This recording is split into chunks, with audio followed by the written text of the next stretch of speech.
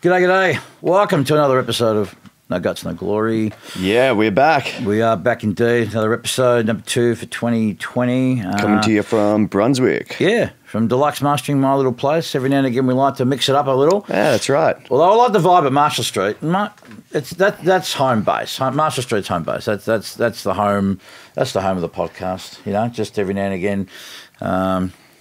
It's good to change it up. Change is as good as the scenery. Oh yeah, it is good. It's good. And I love coming down here. Yeah, it's good to have you here. It's good. I enjoyed it immensely. So mate, we were saying earlier on before the podcast about how so far you've had a great start to the year and how you've been feeling good, and I've been feeling fucking fantastic. I've had the best out of any year that I can recall, and I think we were both agreeing that just through different things that we've been doing in our life has just helped our mental state. Yep. You know, sleep's been a big one for you. You're saying just how you've been able to, just to get some better quality sleep, and how you've noticed that since whatever routine you've been putting in place for yourself, it's allowed you to sleep better. Yep. Which is awesome. For me, it's been about just digging through, just my own shit, really, just deep-seated stuff, unresolved things in life, and going through. I won't go into the details now because I'm not quite ready to do so, but I will in time. But just going through a process of really getting deep within myself and doing the exploratory work on, what I needed to shift in order to move on. And it's what I find really interesting, Ben, is that I turned 57 this year in June, and it's amazing how just because you've lived a few years and been around the block a few times, but every time you go around the block, there's always something that you miss out on. Yep. That was, in my case, yelling at me, screaming at me, and I either refused to listen to it or just was unwilling to take it on. And once I started to take that on and do some of that work, and the big lesson for me was I got in my own way. I am my best ally and my worst fucking enemy at the same time. Yep. I think that goes for everyone as well. We've got to, it's hard to kind of separate fucking our own thoughts and our own fucking bullshit, but just to go from that third party and be like, fuck, all right, what is really important? What's really stopping you fucking here? But no, you're spot on. I'm feeling fucking, I came into this year with in the best headspace I think I've ever gone into a year. I'm happy with myself, with the people I'm surrounded by, with the work that we're fucking doing. Yeah, man, I'm fucking loving it. I'm feeling better than ever. I'm turning 30 this year, and fuck, I feel better than when I was 20. Yeah, man, that's great. You're so together for 30 or nearly 30, man. I remember your age, but I do. But 27 odd years ago, and I was fucking messed, dude. I was just so fucking lost at 29. I got no idea. It was a time when I felt really desperate about everything. I'd come back here. I had no money. I landed back here in 1991 with $800 of debt, my ass literally out of my pants, no home. I had nowhere to go, no job, no prospect. Right in the middle of what was deemed or what was called the recession we had to have, and it was fucked, dude. It was really fucked. I mean, people talk about the GFC of 2008, right? Yep. And that wasn't fun, but I don't remember it being as bad as that. Anyway, regardless, man, I think look at where you are at your age and look where I was, and so you're doing amazingly well, my brother. Absolutely amazingly well. I appreciate it, but as you've said, there's not a competition in this by age. Like, I still look at it in terms of, I've got everything I want to fucking do in front of me in the next 10 years. Yeah. And even there's a point you touched on before, that we'll go into some of the stuff that you've got over in a little bit once you're ready. I think even on that, I went through some stuff probably fucking maybe 18 months ago or so, that I think now, just while we're kind of touching on the mental fucking health side of stuff, now I think I am ready to kind of fucking put stuff out there.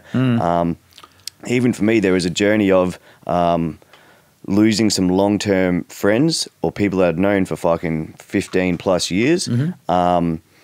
And because of basically there was some people who really just didn't fucking agree with what I was doing in terms of going out my own in the fucking music industry. I'd fucking overheard some of them fucking saying that what I was doing was going to be the biggest fucking mistake of my life and I'm going to regret it and all this stuff. Because at the start, it's a big fucking leap when you're opening your own studios.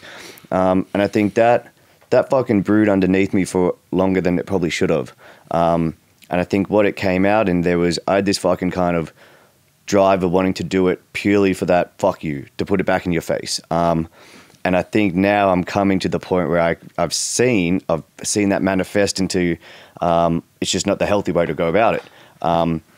And yeah, but even going through that, by shining the light on the dark places in us that we don't really want to fucking expose or want to talk about or want to fucking let people know we've got it because everyone wants to perceive as this fucking perfect and we've got it all.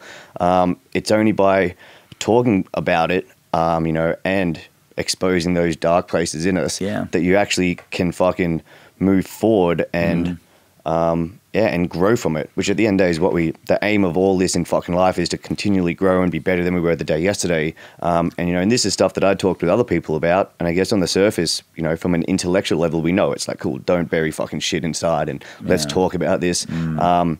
And I guess it was just that little bit of that, self-sabotage for me. I had this one little bit where I was like, fuck, I wasn't ready to let that one out yet. And it's only in the last 6 months, and I guess by, I quit smoking pot at the end of last year and just kind of went super heavy on the systems in the business and making sure everything was good. And by cleaning up all these fucking other little bits and having a really fucking super good gym workout and just my routines in the day. So I know when I get up, everything that happens. When all those other little bits fell into place, suddenly I felt less of this weight of doing shit for the wrong reasons. And then, like all of that kind of combined and obviously fucking working on yourself just leads you to a point where, now I am genuinely closer to being fucking fully happy with everything because there isn't kind of this fucking, there's nothing you're leaving under the fucking, under the rug. Under the map, yeah. Well, two things that you brought out there I thought were interesting. One was the fuck you part. Like there's anger is a good emotion when you can turn it round to drive you.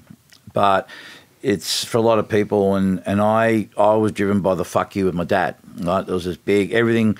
I remember being overseas, being on the phone, crying to my mum, just going, I can't fucking do this. I was so poor. I didn't really have a home. I was just fucking transitory. Sleeping on people's couches, there's some friends, and eventually you outstay your welcome, and I wasn't, I was an illegal for alien for a long, long period of time, so my options are very limited to make money, and it was just survival, man. It was just fucking survival. And how long were you over there in total? Well, look, man, I spent pretty much, I left pretty much over a 10-year period. I spent most of the time, America, States, went to Europe for a little while, had to come back here for visa issues and whatnot. But, I was living pretty transitory through the 80s, and so I just remember times where I just couldn't deal with it. It just got too much. But speaking to my mum and my dad, knowing that it was me in the background saying, you're not welcome back, he just kind of knew that something was up, and so he wanted to he was making sure that he let me know that I told you so type, and I'm on my knees and I'm grateful in those moments of having the fuck you, and I'd rather just I'll fucking cut my nose to spite my face type deal, but.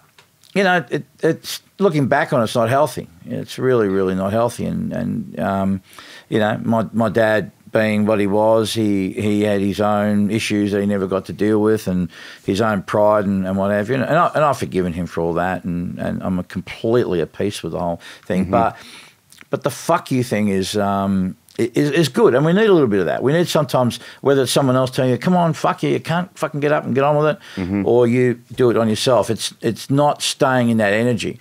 I really like the idea of when people talk about flow and being, if we can do things with less resistance and where we're working in harmony with life and the river of life and negotiating the bends, then this is why the people that we see that are successful, and if we want to talk about success as being whether they're financially successful, career successful, just, those people that you go, fuck, how is it that this thing happens to them? Why is it that, I'm struggling doing this, and then someone walks in to, into a fucking store and they just happen to bump into someone who just happens to offer them something. And it just all seems to fucking... It just clicks, because they're operating at a frequency that's attracting opportunity. But you've also got to be open and willing and feel deserving of these things, because if you've got a lot of corrosion around you and just bad juju, then, bad odor, no one wants to be around that. So fuck you is good, but every now and again, because you stay in that mode, man, it's toxic. It's not good for you psychologically, emotionally, physically, and this is why a lot of people who have cancer, who have a lot of diseases. Yeah, there's lifestyle, there's stress, but a lot of emotional stuff that hasn't been cleared, energetically within the body.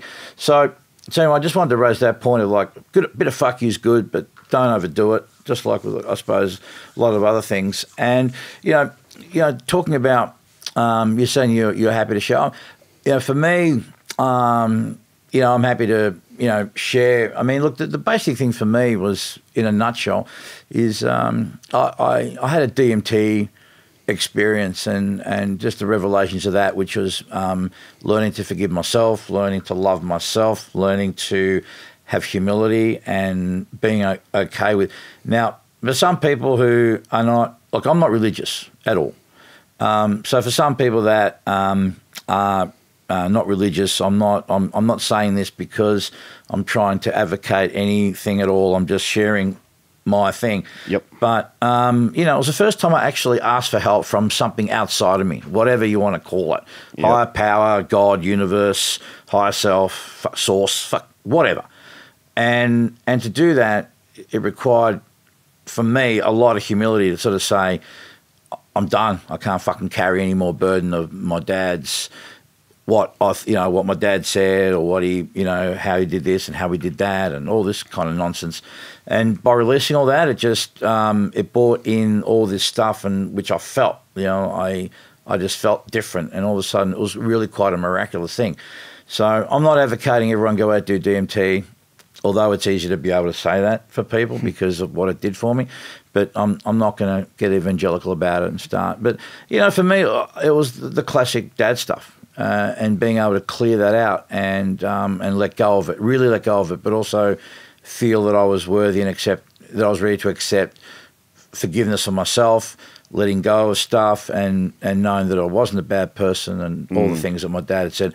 Who, by the way, was all done, his stuff wasn't done intentionally. I mean, again, everyone's intention isn't going to be everyone else's experience, but it happened, and at some point I had to let it go, and I thought I had, but evidently I hadn't. And so yeah, man, and I went and had this DMT, and it rocked my world for the better, and I'm still getting, still processing things through it, but it's what cleared everything out for me. It gave me a beautiful fucking reset. And as a result, already, I'm noticing by being more relaxed and more chilled out, more opportunities are opening up for me. Just things seem easier. I'm feeling more of that flow, way less anxiety around shit like that. Perfect. And so, and every day I check in just to make sure it's just, not so much did it happen. I know it happened, but am I really feeling that? Do I really believe that? Am I? Yeah. Because a lot of shit we know, man, is all intellectual. It's all in our head, and we get it, and we've heard it, and we know it. But it's different when it becomes a feeling and then a knowing, and it's in you. It's just in you. You just know. It's just there. You don't even need to question it. Yep. I still check in with it because it's still fairly fresh for me. So I'm not afraid that it's not there. It's going to go. But it's just good to just integrate it. Yep. And just reintegrate it, man. So definitely. So that's really the nuts and bolts of it all. And I intend to do a much more detailed thing on my own podcast one day, because one of the other things that came through was to back yourself. Just learn to back yourself. So one of the things I haven't done, I've only done it once, is just a solo podcast, and I think it'd be good for me to sit down here and just riff about that experience and go into more of all the detail. But yeah, yes, my friend, it's important to get into the dark places, because that's what people are running away from, and that's why I abuse drugs, and that's why I used to isolate. And everyone would see me on the outside and think, oh, fucking, Mancy's all fucking happy, but inside it was just a facade. It was just a thing, and I think there were people that kind of knew it but didn't say much about it. Other people were fooled by it. But I thought I was fooling myself, and I wasn't, man. So. And even I think there's two things in that. One, what you said, there's forgiveness is for yourself. Like, it's not for the other person. Like, you need to forgive the shit that's gone in our lives and the people, whether it's fucking abusive or whatever it is, because it's for you to get that energy, that whether it's hate or whatever this feeling, for you to let go of that. Because in the day, it's not worth you carrying around this fucking, all this negative energy on what someone else has imposed on you. Whether that's fucking someone who's come into your life and, fucking rolled your house or whatever. If you hang on to this fucking hate, like, forgiveness is for you. It's to clean what you've got going on so that you can move forward. Now, that being said, moving forward, just because you've forgiven someone doesn't mean you're going to go and start a fucking loving relationship with them. No. But at the same time, it's you need to get this stuff out of the inside of you. Yep. And then even on that, another thing that definitely happens in the industry, and I know I did it for a while, is you bury the stuff that you don't want to admit under a fucking nice layer of liquor and drugs. And especially in the music industry, where a lot of artists early on, they get paid in beer. They're like, venues who aren't paying fucking artists, they're like, oh, we'll just give you a slab, or here's your fucking rider or something. So when currency is drugs and alcohol, and combine that with the imposter syndrome, which is very evident, especially early on in any creative fields, and that's where you get a lot of these fucking issues. Yeah, man. Let me tell you, imposter syndrome happens even at the big end of town and at the more experienced. And I certainly had it for the majority of my working life, because the reason why I felt I was an imposter was because, well, for one, I didn't go through the same system of work like my career, like my contemporaries and peers back in the early 80s. Everyone pretty much went through a formal internship at a studio or a record label, and they kind of worked their way up to, and then they decided to go out and freelance. And I pretty much went from my training, my internship, if you want to call it, was a mishmash of being at all these different places through traveling around the world, spending time in America, in New York, in Canada, in Toronto. I went over to Europe, went to a few studios there, and I never held a job. I never actually held a job, but I got to stick my nose in lots of different studios, and I came across mastering at a very, very, very early stage. So through my travel and working through and being in hiding for a lot of it, I kind of learned. So when I came back here in 91, I had done an interesting kind of internship. I had lots of different teachers, but that continued on. I mean, I did again, not necessarily formal, but my real big learning was at Frankfurt One in New York, where I spent time with Rick Essig, who I owe fucking everything to. I mean, he's the guy that really set me straight on lots of things about technique, but more importantly about the whole customer service thing. And that was drilled into me very early. And America being, especially back then, I haven't been in the States, I think 2000 the last time I went. So I can't imagine it's that different. But back then, service was fucking everything. Like every little thing, you go on the street and you get a bottle of Snapple, it would be in a paper bag with a napkin and a straw. It's just, you know what I mean? It's just, everything's done there. There's all those little extra things. I said, this is just to buy a fucking bottle of Snapple, right? Yep. So in mastering, I learned very early, and Rick, he was a master at it. It was the whole people business, relationship business, taking care of people, being good, being proficient, having good ears, good chops, all that is great. But if you know if you're a master of psychology and people and and knowing how to make people feel good, knowing how to raise their significance, not in a false bullshit way. No, but you know how to make, when you make people feel important, man. People are prepared to come back. People are prepared to pay a bit more of a premium, you know, because 100%. Of the way they fucking feel when you're around them, and and because they feel that you are as invested as they are. Yep. And when they know that and they feel that, then they're prepared to, you know, and build trust. Yep. You know, build trust. So definitely, and that takes time. And I think that's one of the things that, especially, I've seen businesses early on, they struggle with that concept initially because it takes time. There's no shortcuts to it. You can't build an honest relationship and trust in a fucking like that. You just can't. So there's the fucking battle where early business owners, early startups at the very start, they've got to obviously fucking pay rent. And startups usually when you're doing the most amount of fucking work for the least amount of fucking cash. Mm-hmm. So business owners get trapped in this fucking the battle between long-term ideology brand building and fucking short-term sales tactics. Because obviously early on you've got to fucking pay rent, whatever it is next week, you've got to pay the fucking bills. And if you don't have that solid client base when you've gone out on your own or when you've started a business, that's when these fucking sales tactics can sneak into their thinking, because they just go, fuck, where is this coming from?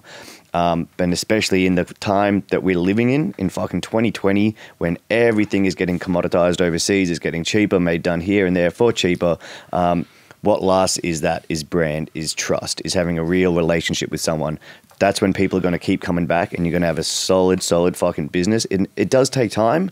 And I think from what I've seen, it's business owners who you either get fucking kicked in the teeth early and you learn from it and then change your ways, or the businesses just don't last. I think that's the two routes it goes. Yeah. Because it is, I mean, at the end of the day, you've got, especially like, as you've said before, when someone comes to you to get their fucking track mastered here, you're a surrogate member of the band for that fucking period. You're in that band. Correct. Like the product that the radio hears, that the fucking clients, that their fans hear, comes through your ears. You're just as important as the dude who played fucking guitar on that record. With all due, that's very nice of you to say, and that's a great compliment. And I pay, and I'm not diminishing what you're saying. I thank you. That's really kind. But I think I believe that this is my belief when it comes to it's a team effort, and everyone's role is important, and the chain is only as strong as the weakest link. Mm-hmm. But when it comes to my end, my belief is that the most important thing in this whole process is the song. Mm-hmm. So we got to have a great song. Without a great song, we may as well be trying to build a skyscraper on fucking quicksand. Okay, so have a good song, have it well arranged, have it well produced, played with feeling and emotion, and having the great performance. So you know, a shit guitar performance, well mastered, there's still going to be a shit guitar performance to Joe fucking Punch Clock. Yeah. Yep. So when it gets to me, you know, I'm a guy that frames pictures, doesn't repaint them. And I'd have to work harder to fuck up a good track than actually make it good, if you know what I mean. So yeah. So my job is a mastering guy's job is important. And I know that there's AI now and there's all these things, but I think that there is, and I'm trivializing my role or any master engineer's role in the process. I believe that we still have a role to play, even though there's a lot more AI and now there are tools out there and there's amazing technology that is helping people. And I welcome all these things. I don't feel any threat to any AI or any plugin or any kind of algorithm that exists out there in the meantime, because for one, I don't want to. If you're a guy that's only going to be looking in the AI pond, I'm not interested in your business. Yeah. I'm really not. I mean, if that's where you want to go, God bless you. And I'm glad that that's available. And if anything, I wish I was the guy that came up with the business model for something like Landar or e-mastering or whatever it is, because I'd be very fucking rich today. You know, I'd have a lot more fucking cash. And let me tell you, I could use a bit of extra cash, you know, and just be kind of flitting around and having all the guys in the lab coats fucking sorting all the shit out while I'm out spending money and enjoying a bottle of Bollinger over my lunch, you know. But even on that, that's a great business outlook. Not the I wish I invented, but just that one that you don't see this as a competition, and that's. But even a lot of people do struggle with that concept because they go, fuck, this is going to undermine my business. I'm going to lose money at, like, to recognize that is go, cool, it's not a direct competition because you know what you offer and the value you bring to the table. Yeah, man. Like that in itself is a very fucking productive and positive mindset to have about your business. Yeah, and everyone needs, and listen, for those of you people starting out, and everyone, but particularly those of you starting out, remember you may be new, everyone started out new at some stage. Mm-hmm. And you've got to understand that you are unique in who you are and what you bring. Doesn't matter if there's 1,000 other people like you out there doing something very similar with the same plugins and this and that. You're different. And what sets you apart and what will always set you apart in the current market right now, in 2020, as I see it, is that it all comes down to, without sounding corny, who's going to bring the most love to the client. And that doesn't mean bending over and being a doormat and being a slave to people and working to the point where you're resentful and hateful and can't, just don't want to be doing it because you're feeling abused. But the care factor for people, man. It's always care factor. 100%. You're genuinely invested in people. You want to help them out. You're prepared to go, a little extra because you want to. Yep. Yeah, and you're happy doing so. But before you get there, you got to also go, before you even open the fucking doors, man, it's like, again, when we've touched on this before, why the fuck you here? Like, why are you doing what you're doing? Yes, I love music, and yes, I'm passionate about this and that, but there's got to be something more. It's got to be about contributing. This is an ecosystem that relies on everyone contributing to each other to make it. It's like in nature, man. If something doesn't contribute, it withers and dies. Same thing in our world. It's no different. So the moment you're starting to think about, they're competitive and you're fearful, try and knock that shit off because that's the beginning of the end right there. It is because it's not. You're unique. You're doing your own thing, and it's about how can you bring more to the table? What can you offer? What value can you bring? Because that's what people are always looking for, and value comes in many different ways, and it's perceived in many different ways too. I've said before, I've got a guy who comes here. Masters Records, not because of the record. He comes for fucking, he says, I come here to get mentoring. And I said, dude, you don't have to bring a record for mentoring. You just, if I got time off. Just before the podcast, dude, I had a dude ring me up and I pulled out 10 minutes of our time just because that's what I do. That's me. That's not a hat I wear at 9 o'clock and then clock off at fucking 5 or 6 p.m. and then take my public holidays and sick leave and shit like that. Yep. That's how I roll. That's part of the reason I do what I do, because I know in the mastering, part of it is my mentoring. Part of it is I want to help. Part of it is I want to contribute. Part of it is this fucking podcast, man, it's just, first and foremost, it's an excuse to see it, because if we didn't, we wouldn't catch up as often as we do. And we'd be talking shit like this anyway. So while we're at it, why don't we also put something out there that's going to contribute to someone who may hear it and go, oh, wow, I never thought of that. Just sparks that idea or frames a certain mentality in a different way. It's going, fuck, now that makes sense. Yeah, and that's so, again, this is not about you and me, man. I do my own podcast. I don't need to do another podcast. Yep. I'm already doing my thing. I'm already where I want to be. Yep. So, so you can either just go, well, fuck you, I'm happy doing my own thing, or go, you know what, no, I want to fucking do something with this. I want to share this information. I want to put it out there and have fun doing it. So I pinch myself, dude. I think people go through all their lives hoping to do one thing, to find one fucking thing that they're passionate about. And I get to do two. I master records and I mentor and I speak.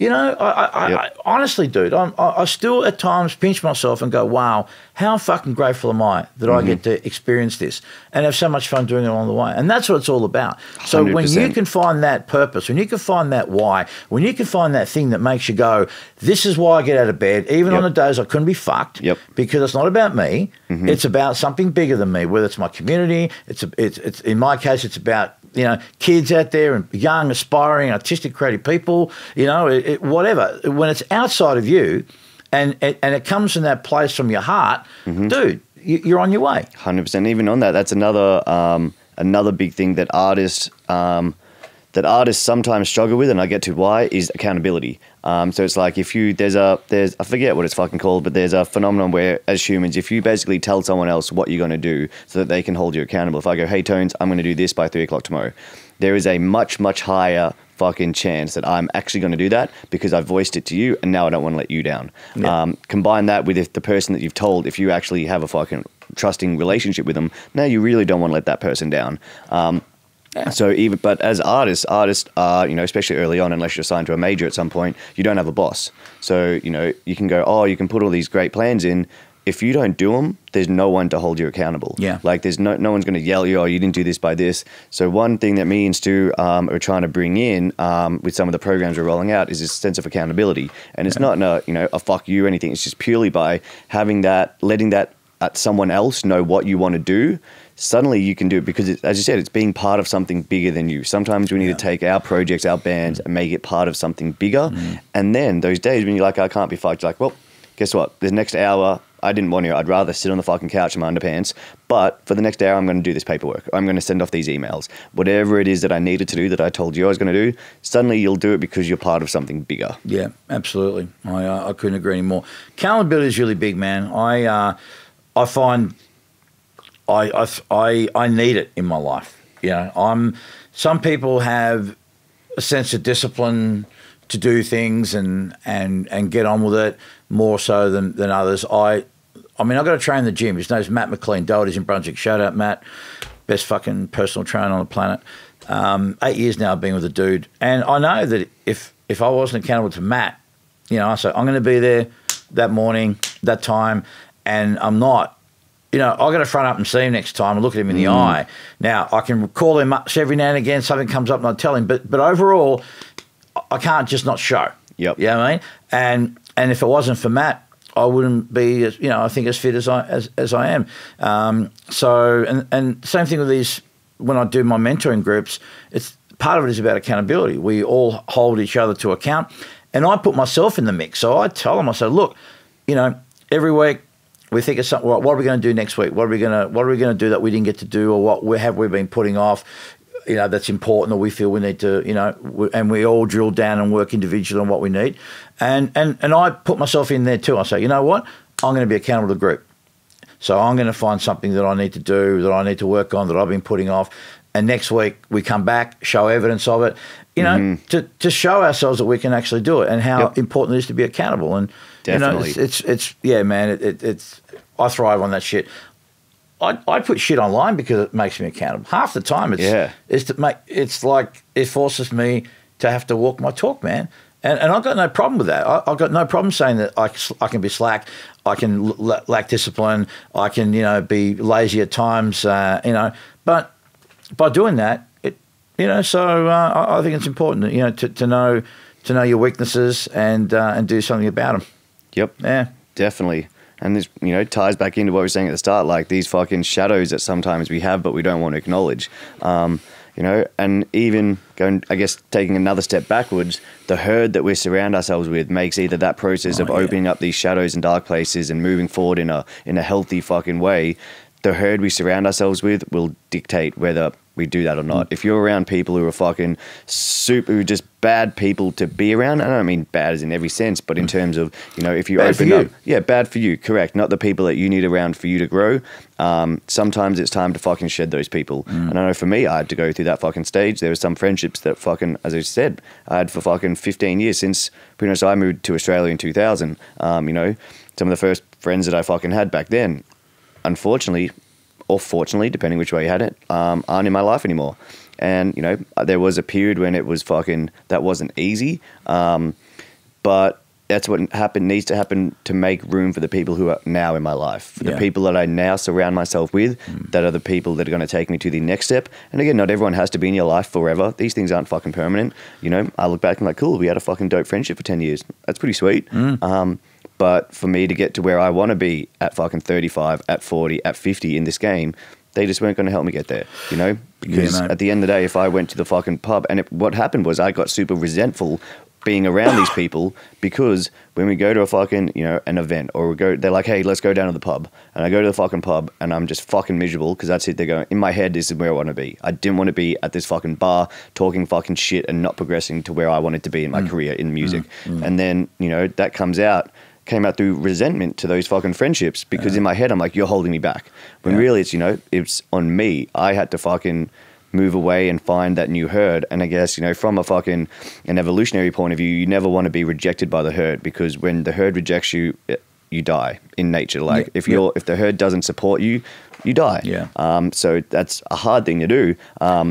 but it's one, recognizing that it needs to be done, and then actually doing it. And it's fucking, it wasn't an easy 12-month or 16-month period, but now that I'm through that and with the people I want to be around, like, there's so much fucking love getting around the studio between me and Matt and Junior and Stu and the $80 guys. Like, fuck, we roll in there each day and we're like, fuck, man, there's just that sense of like, damn, we're at the fuck, like, it's like there's nothing like the beginning of building a fucking monster. Yeah, man. And you can feel that with the people that we're going to, and all of us, because we had a good fucking friend and producer out of the studios, JJ, passed away last year, and he brought a lot of these fucking people into the room together. And so there's this real sense of like, fuck, everyone's been brought together here for something that's bigger than us. JJ brought us all together, and now we're just like, fuck, man, the next 10 years are going to be something fucking big. And just man. Like, it is a fucking amazing feeling to be part of something like that. Yeah, man. And having a great culture that you got at the place, and you're the guy that's responsible for developing that. And I believe that your crew will find you, man. And peer group is so important, vital. People spend more time and energy and effort doing an annual thing on their phone plan, or they relook at their mortgages to get a better mortgage, or they may look at internet plans and they spend. And not no one, but a lot of people don't actually sit down, for example, and do an audit of various areas of their life. One of them being, who are the people in my life? Who are the people I'm hanging around with the most? Because they're the ones that they're going to influence you the most, and vice versa. Yep. If you're hanging around, 5 guys who are just sitting around just pulling cones all day and watching daytime TV and pretty much that's it, and eating fucking 2-day-old pizza, eventually over time you're going to be the 6th person that's going to be just pulling bongs all day and eating 2-year-old pizza and watching fucking daytime TV and fucking watching Netflix, binge watching 100%. Netflix, okay? And if that's your jam, God bless you. 100%. But when you can be around people that are productive. And, I like this adage of being, and this is not putting myself or suggesting putting anyone down, but be the dumbest person in the room where you can. Yeah. Because that's where you can lift up and, if you want to be a better tennis player, fucking play with a player who's better. I want to be better at jiu-jitsu. I've got to roll with someone that's fucking going to kick my ass and hand it on a plate so I can learn. Through osmosis, man. And so... think about the people, and you said before, we feel this sense of kinship and being a tribe, and now if we get rejected, that's one thing. But when we pull away, it's harder because then we go, well, where are we going to go? Who are we going to see? And people, when they get comfortable, they don't want it, and especially in Australia, because we value a thing called mateship.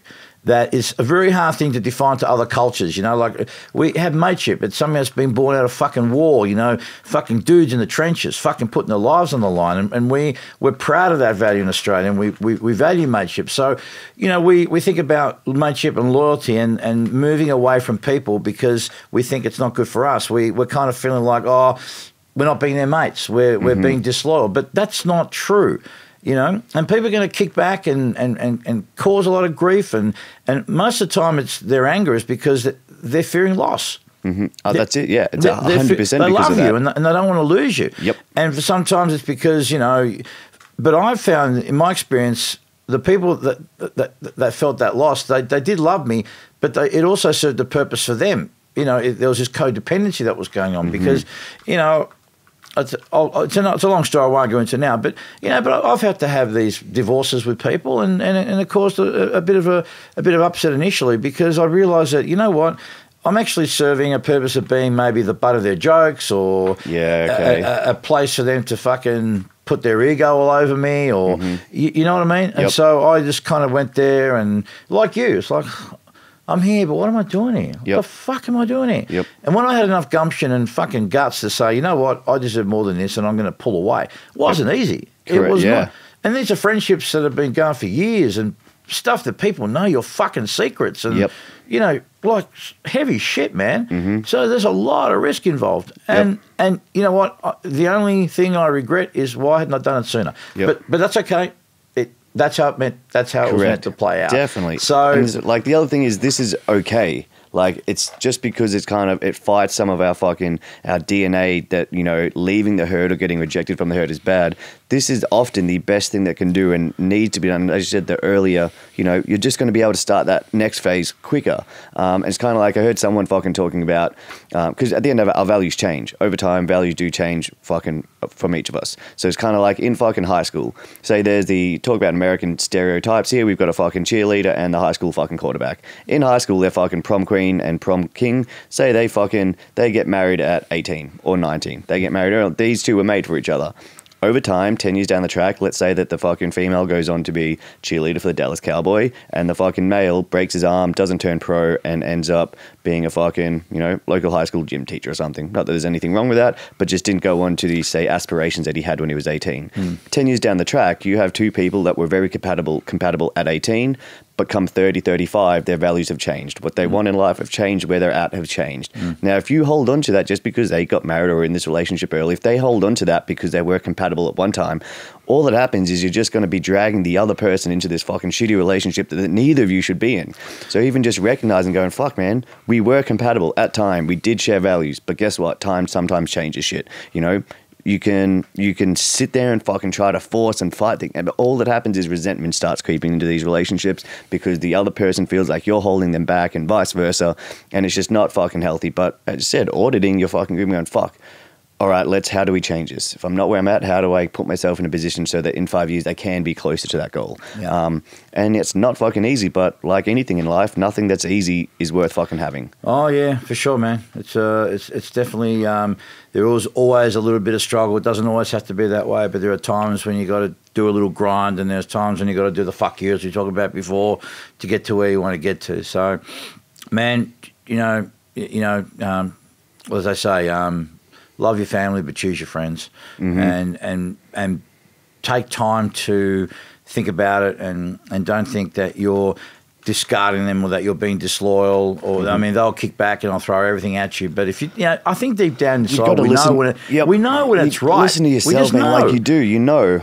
Yeah, and we're just not willing to do it, whether it's because we feel not deserving of it or because of our fear. Again, humans don't like change. We want to be comfortable. We don't. You know, it's you know, Tony Robbins was saying, you know, the most successful people are the ones who can comfortably handle, but the most amount of change and uncertainty in life. So I'm just paraphrasing, and it's true. Everyone is hooked on certainty, even if it's stuff that they hate and they can't stand, but it's familiar in their body. They know it. It's the devil you know. And when it comes to any kind of change, man, you got to go through barriers. You got to do things that feel not the same, that are just unfamiliar, that don't feel quite right, you know. But again, if you can persevere through that phase, that phase of that conscious incompetence part of the learning phase, then eventually these new things fire, you know, new neuro pathways in the mind. They reset your program, because we're all programmed, right? 90% of the day we're running fucking unconscious. And we have to, because I don't want to wake up every day and relearn how to fucking walk, talk, eat, shit and wipe my ass. Right? I want to know that I've got that locked in. But there's a lot of stuff though, you know, just because we are cybernetic organisms that are programmed, it doesn't mean that we don't have the choice as to how to be programmed. Correct. And how we do that is by making conscious decisions to take the unconscious into the conscious mind, realize what it is, darkness into the light, and go, right, I need to look at my peer group. I need to set in some accountability. I need to set in some tasks and weekly things. And you do it slowly. You do it gradually. Like I said, go through change, but do it comfortably. But at least sort of, again, Chip man, away. you know, I mean, Ben, you're a gym guy like me. You know, you bench, let's say you bench 150, just for argument's sake, you bench 150 kilos. You know, it's your personal bit, and you stay there for 5 years. Where's your growth? There's no fucking growth, right? And you're not going to go from 150 Ks to fucking 180 in a week. You're going to step it up every couple of weeks. I'll fucking add on the bar, put the body through strain, let it fucking build my strength so that I can handle that amount of fucking stress on my body, right?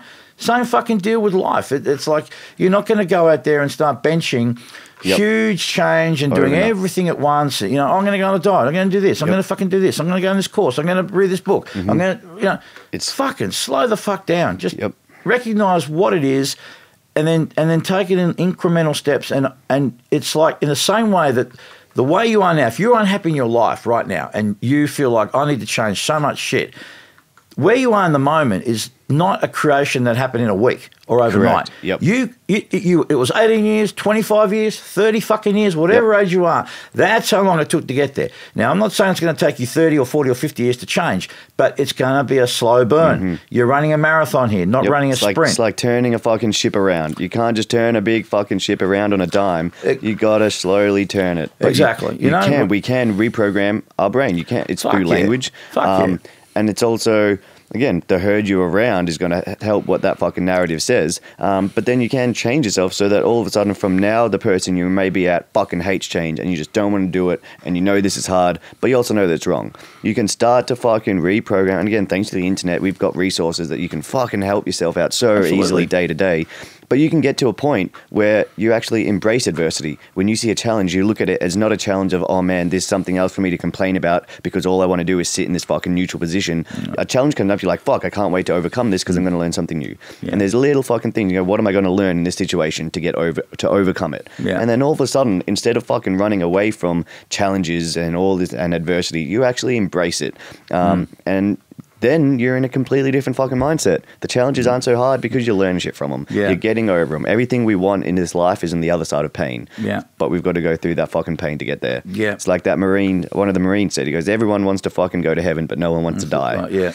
We've got to fucking go through this. Yeah, most definitely. And when, when you're talking about death, I think that the biggest death that we all need to experience in life is the death of our ego. And I'm not saying that, we have to get rid of it entirely. We need a bit of ego, but we're so much in our ego in our heads, and we're not living enough life within our heart space, and our intuition and dealing on that. So, it's someone who has been a classic overthinker for the majority of my life. I've only, hand on heart and honestly, I can tell you that ever since that experience, my level of anxiety has dropped dramatically, and that doesn't mean that I don't give a fuck. It just means that I've really learned now how to distribute the energy as to what I can deal with, and it comes down to, really one question: is this within my control? Is this something that I can deal with right now, or put something in place that's going to help the situation? All right. I can sit and be anxious about you, Ben, as much as I love you, but I can't control that. But if I waste energy on it, as good as the intention is, I'm just basically harming myself. Yep. You with me? So my anxiety levels now, and it's dropped dramatically, and it's such a nicer way to live. So think about what's in your control, and if you can, and it's easier said than done, but try if you can do that work on yourself to help you to get out of your head. And when you think, not to overthink, and think about things that you're in control. And for me, it was years of therapy. It also took some DMT and a couple of DMT experiences for that matter, and some other sort of radical things that I've done along the way to sort of help me get there incrementally. But it was only really, man, seriously, the beginning of the year that my life just went fucking it was like this cloak of bullshit just fucking left, just let it go, man. So it's the realization of I was getting in my own way. I was too much in my head. I wasn't trusting my intuition, backing myself, and going forward with that. So anyway, that's my lesson. No, man, awesome. Well, I think it's been a fucking very good podcast. We'll leave it. Very nice, mate. Very nice. Tight. Always a fucking pleasure coming down to your Tones. Yeah, man. I sometimes forget we're doing a podcast. We just sit and talk shit. Yeah, it's like fucking good. I honestly do. Sometimes I just get oblivious that the mic isn't here. We're just talking, because it's I get a lot of joy out of having these conversations. And again, with my peers, man, we're always like just having. I mean, we have fun and we fuck around, but we also, we'll also look at, well, what have you been up to? What have you been doing? And we don't necessarily set. Well, there is accountability of sorts, but it's not a formal thing. Like, just quickly, I'll tell you, my mate Brent Punchant, right? Brent, He used to be in the music business, had his own studio, decided he had enough of it, went out. He was... I trained jiu-jitsu with him. He's done a lot of work. He wanted to do, as a bodyguarding and protection, security. We're talking guns, marksmanship, the whole fucking box and dice, right?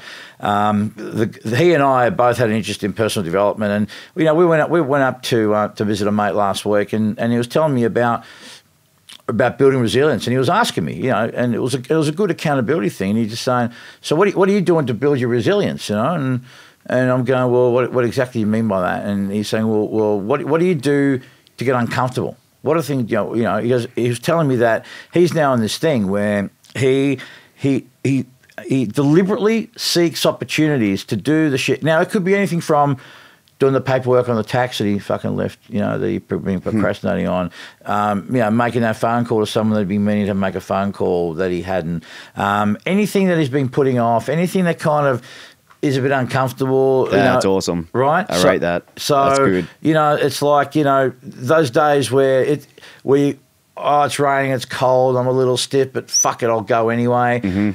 I mean, this is the difference between motivation and inspiration, man. Motivation is, as Craig Harp would say, the sometimes emotion.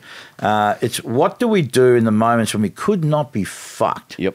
That's going to differentiate between, because smooth sailing's easy. Fucking oath. It's when things are fucking getting a bit hairy. That's when we separate the fucking men from the boys, mate. Yep.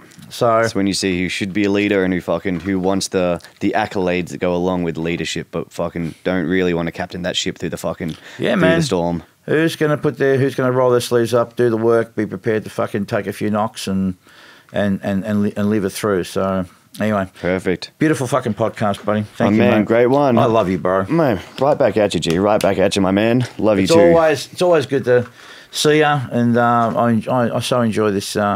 As I said, it's the best excuse to catch up. Yep. The fact that we record it and we put it out there and maybe someone gets something out of it, that's an absolute fucking bonus. So it's like we're fucking killing two birds with one stone, so to speak. Perfect. All right, we're out of here. All right, man. Thanks for watching. Enjoy. Thank you again. Thanks for watching. And as we always say, please be nice to each other, but more importantly, be nice to yourselves. We love you, and we'll catch you later. That's it. See ya.